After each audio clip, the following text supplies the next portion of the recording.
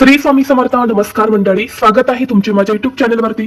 आजचा दिवस तुम्हाला खूप छान सुखाचा आनंदाचा जाऊ हीच मी स्वामींच्या चरणी प्रार्थना करते आणि आज नवीन व्हिडिओला सुरुवात करते. आज 15 जून वार सोमवार आणि आज आहे अधिक महिन्यातील सोमवती अमावस्या. जेव्हा अमावस्या तिथी ही सोमवारी येते तेव्हा त्या अमावस्येला सोमवती अमावस्या असे म्हणतात. आता ही सोमवती अमावस्या 3 वर्षातून एकदाच येते.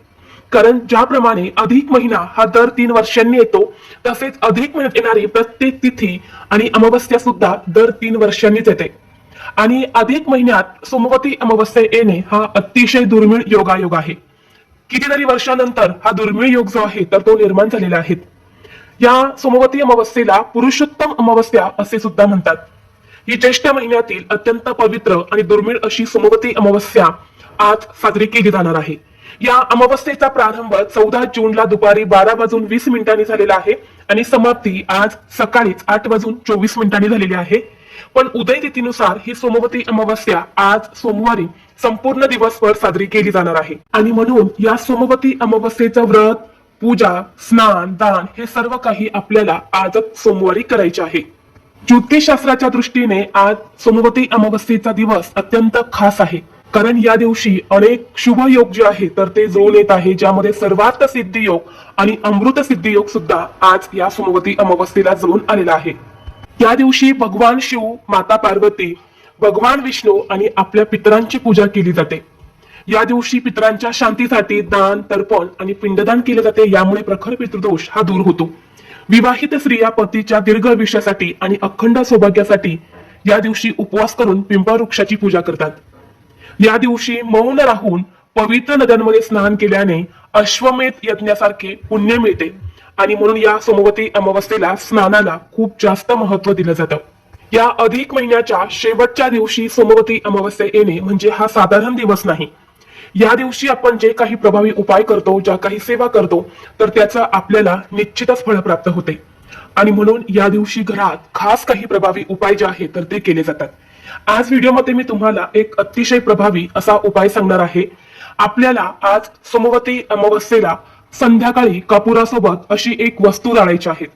ही वस्तू जाळल्याने घरातील भांडणे, वास्तुदोष, पितृदोष, नजरबाधा, शत्रुत्रास, दारिद्र्य नष्ट होऊन घराची, मुलांची, पतीची अगदी भरभरून प्रगती होईल. कुटुंबावर कधीच वाईट संकट येणार नाहीत. घरात अखंड लक्ष्मी वास करेल. तर अशी कोणती वस्तू आहे जी संध्याकाळी कापुरासोबत जाळायची आहे, हा उपाय कसा करायचा आहे याबद्दलची संपूर्ण माहिती या व्हिडिओमध्ये मी तुमच्यासोबत शेअर करणार आहे. त्यामुळे तुम्ही हा व्हिडिओ स्किप न करता शेवटपर्यंत नक्की पहा. चॅनलवरती नवीन असाल तर चॅनलला सबस्क्राईब करा आणि असेच माहितीपूर्व नवनवीन व्हिडिओ पाहण्यासाठी बेल आयकॉनलाही प्रेस करा. म्हणजे जेव्हा कधी मी नवीन व्हिडिओ अपलोड करेल त्याचं नोटिफिकेशन सर्वात अगोदर तुम्हाला भेटेल आणि तुम्ही एक पण व्हिडिओ मिस करणार नाही. तसेच व्हिडिओला हाईप देखील द्या. आज या व्हिडिओमध्ये मी तुम्हाला जो उपाय सांगणार आहे तर हा उपाय आपल्याला आज संध्याकाळी अमावस्येला करायचा आहे. संध्याकाळी 6 वाजल्यापासून ते अगदी रात्री तुम्ही 10:30-11 वाजेपर्यंत हा उपाय कधीही करू शकता. पण जर तुम्हाला शक्य असेल तर सायंकाळी जी लक्ष्मी येण्याची वेळ असते, तिन्ही सांजेची वेळ असते, तर त्या वेळेला हा उपाय करण्याचा प्रयत्न करा. म्हणजे 6 वाजल्यापासून ते 9:30 वाजेपर्यंत हा उपाय जर तुम्ही केला तर ते जास्त उत्तम ठरेल.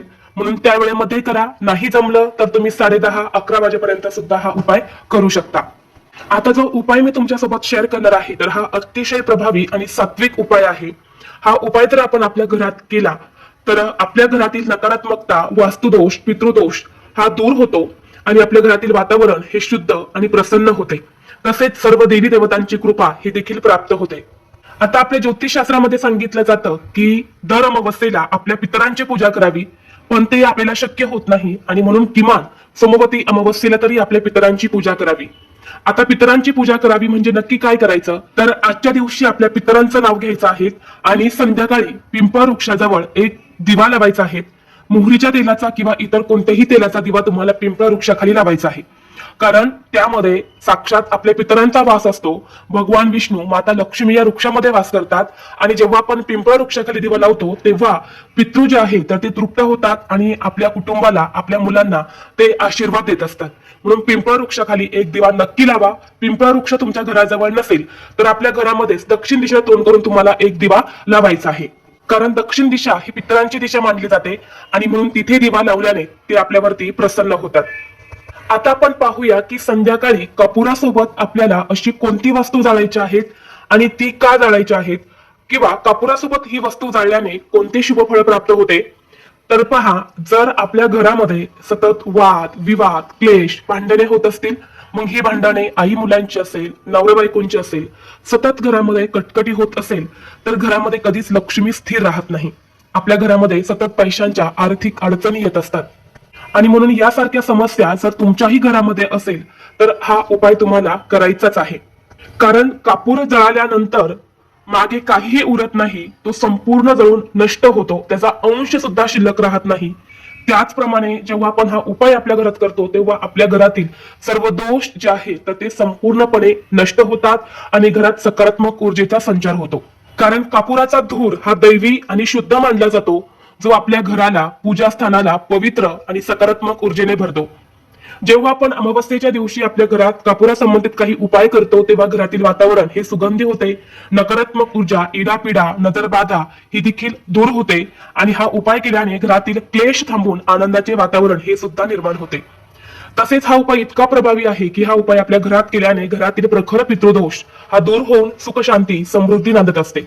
तसेच वाईट नजरेपासून आपल्या कुटुंबाचं, आपल्या मुलांचं संरक्षण होत असतं. तसेच जर घरातील मुलं सतत हट्टीपणा करत असेल, चिडचिड करत असेल, सांगितलेली कोणतीही गोष्ट करत नसेल, तर हा उपाय केल्याने नक्कीच मुलांचा हट्टीपणा, चिडचिडेपणा हा देखील कमी होतो. आता हा उपाय संध्याकाळी करण्यासाठी आपल्याला सर्वप्रथम हात पाय स्वच्छ धुवून घ्यायचे आहेत. देवघरामध्ये दिवा प्रज्वलित करायचा आहे, धूप दीप अगरबत्ती लावून घ्यायच्या आहेत. मुख्य प्रवेशद्वार हा उघडा करून ठेवायचा आहे, खिडक्या सुद्धा उघड्या करून ठेवायच्या आहेत आणि यानंतर या उपायाला सुरुवात करायची आहे. आता उपाय करण्यासाठी आपल्याला एक नारळ लागणार आहेत. ज्या नारळामध्ये पाणी असेल असा नारळ तुम्हाला घ्यायचा आहे आणि 7 भीमसेनी कापूर वड्या घ्यायच्या आहेत.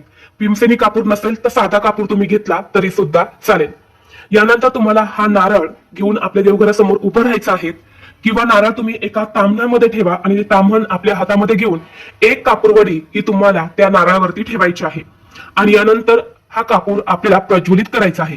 कापूर प्रज्वलित केल्यानंतर तुम्हाला श्री स्वामी समर्थ, श्री स्वामी समर्थ या मंत्राचा जप करायचा आहे, किंवा ओम नमः शिवाय, ओम नमः शिवाय या मंत्राचा जप सुद्धा तुम्ही करू शकता.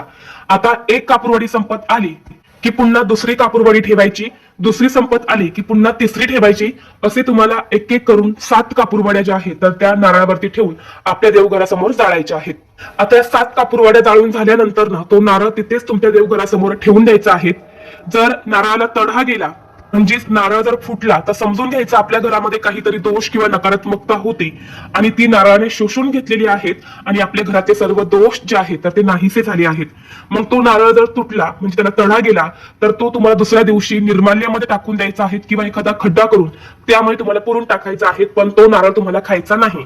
आणि जर नारळ व्यवस्थित राहिला तर तसाच पिशवीमध्ये बांधून ठेवा आणि पुढच्या अमावस्येला पुन्हा त्यावरती तुम्हाला कर्पूर होम करायचा आहे. या सोमवती अमावस्येपासून पुढे 5 अमावस्या तुम्हाला हा उपाय कंटिन्यू तुमच्या घरात करायचा आहे.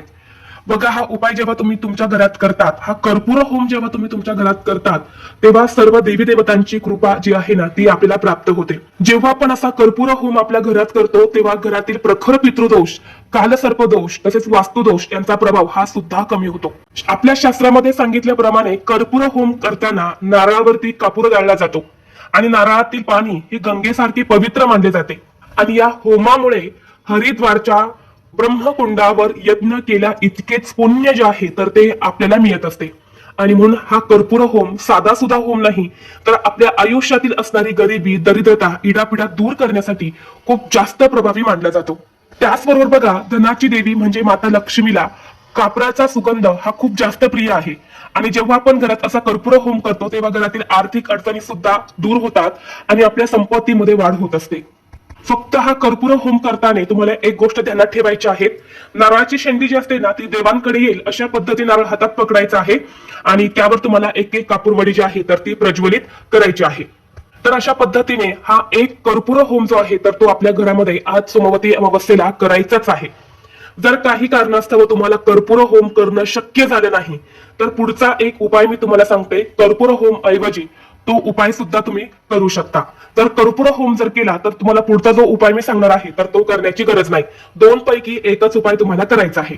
आता हा उपाय करण्यासाठी आपल्याला सर्वप्रथम कापूर जाळण्याच्या भांड्यामध्ये किंवा एखाद्या प्लेटमध्ये थोडेसे तांदूळ ठेवायचे आहे आणि यानंतर 5 भीमसेनी कापूर वड्या या शुद्ध गाईच्या तुपामध्ये भिजवून घ्यायच्या आहेत। भीमसेनी कापूर नसेल तर साधा कापूर घ्यायचा आहे। यानंतर तुम्हाला त्या कापुरामधील एक कापूरवडी ही तांदळावरती ठेवायची आहेत आणि त्यासोबतच तुम्हाला 2 अखंड फुलाच्या लवंगा ठेवायच्या आहेत आणि 2 हिरवी वेलची ठेवायची आहे। यानंतर थोडीशी पिवळी मोहरी आपल्या हातात घ्यायची आहे आणि आपल्या घरातील प्रत्येक व्यक्तीवरून डोक्यापासून ते खाली पायापर्यंत 7 वेळा उतरवून घ्यायची आहेत। खास करून मुलांवरून तुम्हाला ही पिवळी मोहरी उतरवून घ्यायची आहेत आणि यानंतर तुम्हाला ही मोहरी सुद्धा त्या कापूरवडी सोबत त्या प्लेटमध्ये टाकायची आहे, ज्यामध्ये आपण लवंगा आणि वेलची घेतलेली आहेत। यानंतर हा कापूर आपल्या देवघरासमोर प्रज्वलित करायचा आहे। कापूर प्रज्वलित केल्यानंतर तुम्हाला श्री स्वामी समर्थ या मंत्राचा जप करायचा आहे। एक कापूरवडी संपत आली की पुन्हा दुसरी कापूरवडी ठेवायची, दुसरी संपत आली की पुन्हा तिसरी कापूरवडी तुम्हाला तुपामध्ये काढून त्यामध्ये ठेवायची आहे।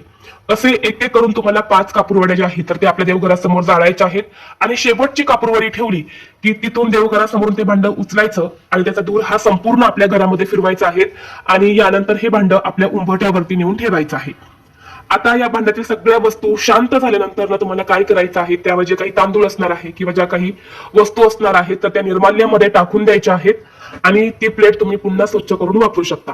तर अशा पद्धतीने तुम्हाला हा जो उपाय आहे तर हा आज अमावस्येला करायचा आहे। कर्पूर होम केला तर हा उपाय तुम्ही नाही केला तरी चालेल आणि जर शक्य असेल तर तुम्ही दोन्ही उपाय करू शकता किंवा 2 पैकी एक केला तरीही चालेल। हे दोन्ही उपाय अत्यंत प्रभावी आणि सात्विक आहे। हे उपाय केल्याने घरातील अनेक समस्या, अडचणी, संकट हे दूर होऊन तुमची सर्व अडकलेली कामे ही सुद्धा पूर्ण होतील आणि कुटुंबाची भरभरून प्रगती होईल। त्याचबरोबर सगळ्यात महत्वाची गोष्ट म्हणजे सोमवती अमावस्येला 33 दिव्यांचं दीपदान आपल्याला करायचं असतं। जर अधिक महिन्यामध्ये अजून तुम्ही एकदाही 33 दिव्यांचं दीपदान केलं नसेल तर आज सोमवती अमावस्येला ते दीपदान तुम्ही नक्की करा। 33 दिव्यांचं केलं तर अतिशय उत्तम। कणकीचे दिवे बनवा 33, त्यामध्ये दुहेरी लांब कापसाची वाट टाकून हे दिवे तुम्हाला प्रज्वलित करायचे आहे आणि आपल्या देवघरासमोर या दिव्यांचं तुम्हाला दीपदान करायचं आहे। किंवा तुमच्या घराजवळ एखादं मंदिर असेल, नदी असेल तर तिथे जाऊन सुद्धा तुम्ही हे दीपदान जे आहे तर ते करू शकता।